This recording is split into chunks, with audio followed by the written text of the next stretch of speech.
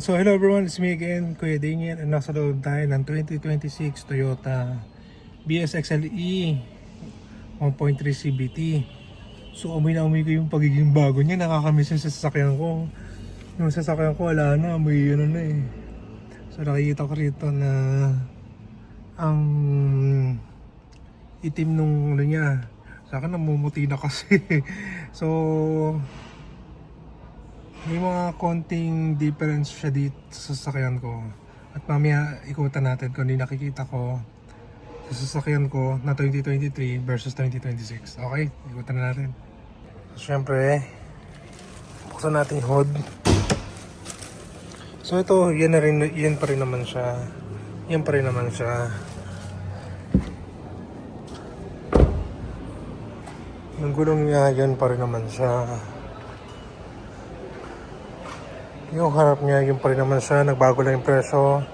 882 nung nabili ko yun. Ito 908 na. Grabe yung taas ang taas ang taas. So yan. Yan pa rin naman siya. Wala siya pinagbago. May cover din naman siya. Talagang ano lang talaga.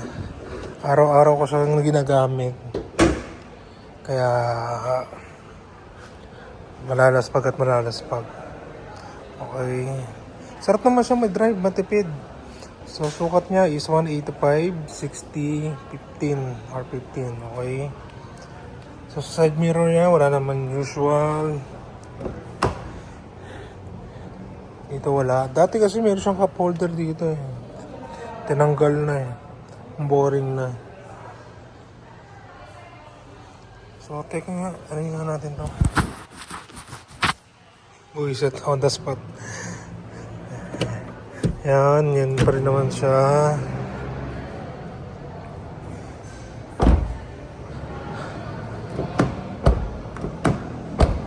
Ay.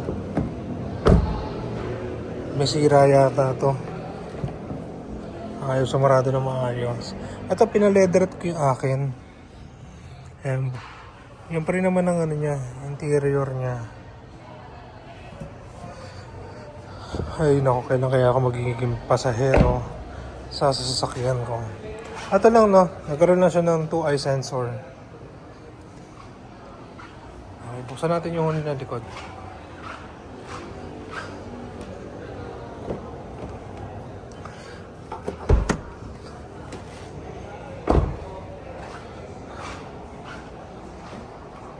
Bilhan nyo na lang ito ng luggage tray.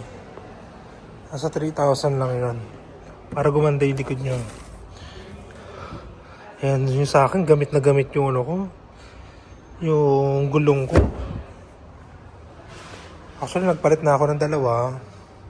Wala na akong pera pa ulit. Bibili muna ako ng isa pa. Yung aking spare na gulong, nilipat ko muna rito sa rear left. Tapos, pag bumili ako ng bago, mapalitan ko yung tatanggalin ko yung rear right. Yun yung gagawin kong spare muna. Tapos nakasagasa kasi ako ng malaking metal eh. So sumisingaw na yung ano ko kahit na pinabulkanize ko. So yung naka-spare ko ngayon, binilagay ko rito. Papalitan ko yun, okay?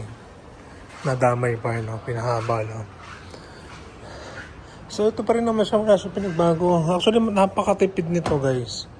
Alam nyo ba, na minsan, nagbiyahe ako sa TNC ko. 1,000 yung gas ko, ha. Umabot ako ng 6,000 pesos. Yun yung highest ko. 38 jobs completed. Partida may pahinga. Kailangan ko lang kasi maghabol ng kota nun eh. Kaya dinamihan ko yung biyahe ko. Perfect din to. If in case na wala ko yung malaking pang down. Kasi sa Avanza na kailangan nasa 90,000 ang down payment mo eh. Ito 5,000 lang may lalabas mo na. Yan. So dito ko baba. Ito wala lang pinagbago rito. Except sa touchscreen niya. Meron na siyang voice command. Mayroon ng previous next dito. Ito meron naman dito. Yung menu niya, ayan. Doon kasi sa previous, dependot siya na button. Ito, soft touch. So yun yung pinagkakaiba niya. Ito, meron naman din siya noon. Meron din naman.